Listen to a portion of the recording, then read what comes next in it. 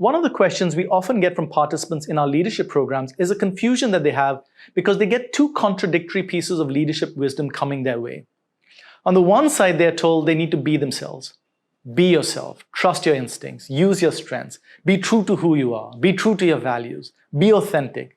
Basically, be yourself.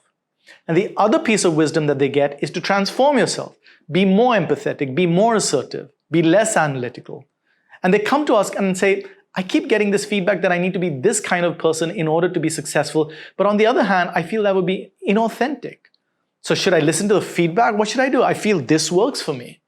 And so in order to address this confusion, we decided to develop a model which we call the range model of development, to have people get a structure on how to think through this question. Now, according to this model, all of us have what we call a light. These are the natural strengths that come to us so easily, we don't even have to think about them. We don't have to put in any effort. Sometimes you're not even aware this is a strength until other people point it out saying, hey, that looks really easy for you. That's really hard for me. So one of my strengths, for example, is logical. I'm logical. I have a very analytical bent of mind, a very logical way of approaching things, which is a strength most of the times. This is my light. But sometimes it can also become a weakness. And that's when we call it the burn. So to give an example of how being logical might become a weakness in certain situations, let's say a subordinate comes to me and says, boss, I'm really unhappy. I got a 3 out of 5 rating in my annual appraisal, and I think it should have been a 5. I don't think this is fair. And I respond logically to this. I don't hear the emotion on this communication, which is disappointment, frustration, demotivation. I don't hear any of that. I just respond logically saying, look, the data is objective, there's been no bias, it's the same process for everybody. I respond in a very logical way, and because I'm only responding to the logic and not the emotion, this can become a little clinical, which is the burn. What I need to do is I need to develop a certain amount of empathy. Listen to the emotional parts of the communication. That would be developing my shade. So instead of just saying it logically, which is these are the numbers and that's what the rating is, a more emotional, empathetic way of responding might be, hey, I'm really sorry to hear that. It sounds like you worked really hard. I've seen you putting in a lot of effort. But you know what? The numbers are the numbers. Let's sit down, buddy, and see what we can do to make sure that the next year for sure you get your promotion or bonus because you put in a lot of effort and I don't want to see this happen again.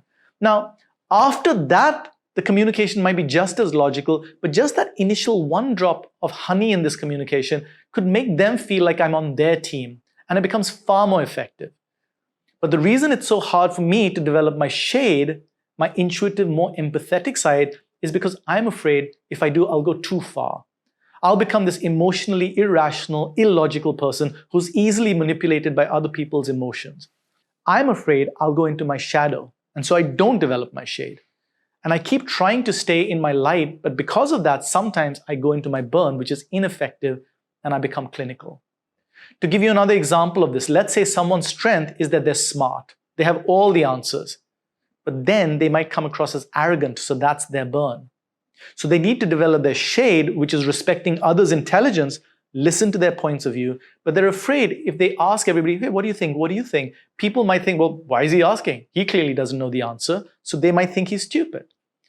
That's the shadow they're afraid of going into. They don't want that to happen, so they stay away from listening to other people.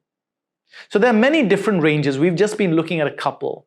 And all these are applicable to everybody to a greater or lesser extent. Some may scream out to you saying, that's what really fits me, but all of them are relevant to everybody at some level. Now, these can be flipped around. So for example, somebody whose light is they're sensible, but sometimes they become too risk averse and they become tentative. Their shade is they need to develop to trust themselves, trust their instincts, take risks if they want to be a great leader, great entrepreneur. But they're afraid if they do that, they'll become reckless. But for some people, it'll be the other way around. So their strength is actually that they're great at taking risks, they're adventurous, they trust themselves, and this is actually their light, and their burn is actually reckless. So the shade they need to develop is being sensible, assessing risks.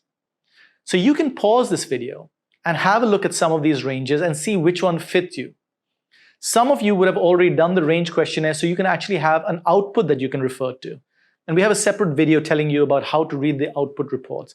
But otherwise, you can just look at this and try and figure it out for yourself and just understand the theory. Let's look at another example. Let's say my light is considerate. Sometimes I go too far and come across as a pushover. I want to develop the shade of assertive, but I'm afraid if I do that, I'll come across as aggressive. So what happens is I'm stuck at the moment because I have a distorting belief that if I say no to somebody, if I push back, people are going to think I'm pushy. So I get friendly, I'm cooperative, that's the light. But if somebody asks me for money, I may feel the pressure to say yeah, because I want to be a nice guy. So then I get taken advantage of. I need to develop the shade of saying no, but I'm afraid if I say no, people are going to think I'm being a jerk. And at this point, we can't even tell the difference between the shade and the shadow. Everybody else will be saying, no, no, it's okay. Of course you should say no.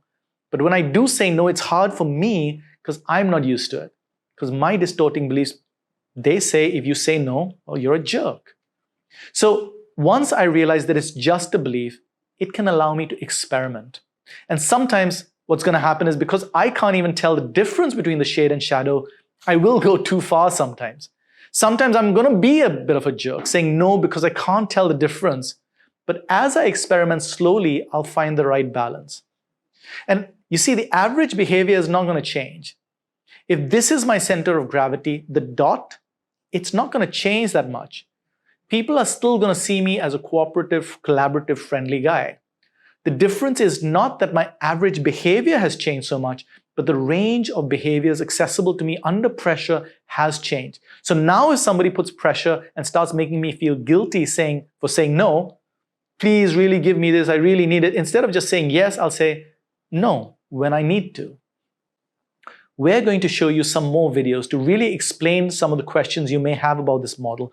For now, let me just say, only those who risk going too far would know how far they can go.